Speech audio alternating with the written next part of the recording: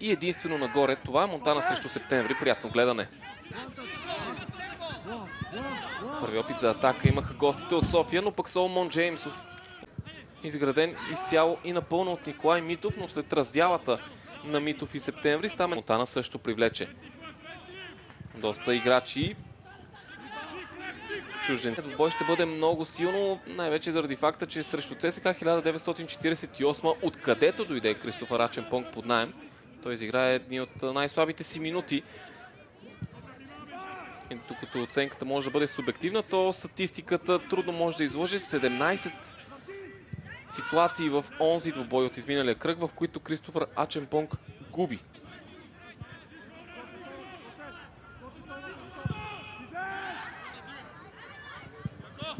Само въображение, а защо не и самочувствие тогава, когато топката попадне в краката му.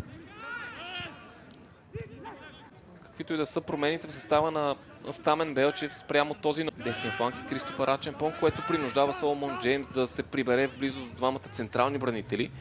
Логично, когато топката пък може да премине през левия фланг и Соломон Джеймс задава широчина, Аченпонг ще изпълнява тази роля. Толи Нанков със сигурност натрупал много солиден стаж, визия и футболна философия.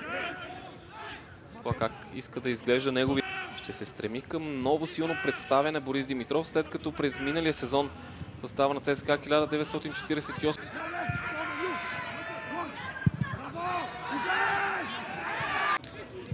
Филип Ежике вкара първото попадение след завръщането на Монтана в ФБ лига след 4 годишно чакане. Борис Димитров второто. Третото дело на Костадин Илиев.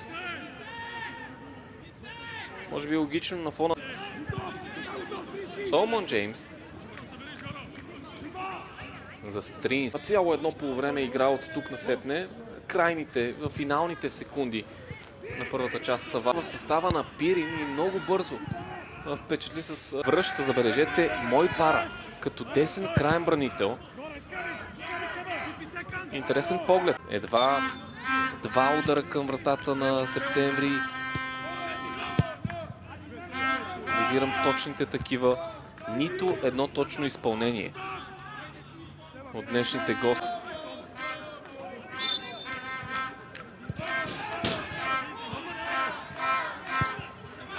За тим, който иска спокойно да си осигури 21 или понад 3 гола и половина на матч.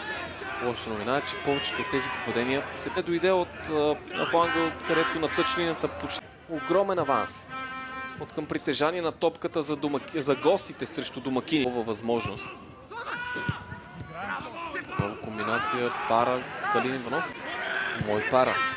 Междувременно, предполагам, чувате аплодисменти, драги зрители. Те са от феновете за двама от загрявателно да нарани Септември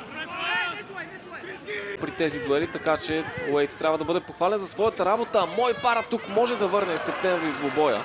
Изпреварен от Соломон Джеймс. Грешка след това. Грешка и от Борисов. Алия Руна.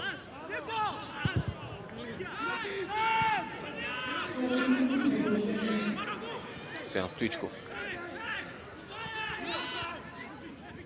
Септември да остане с 3 пункта всъщност предпоследно място. А освен всичко, това ще бъде първа победа на Монтана в съперничеството.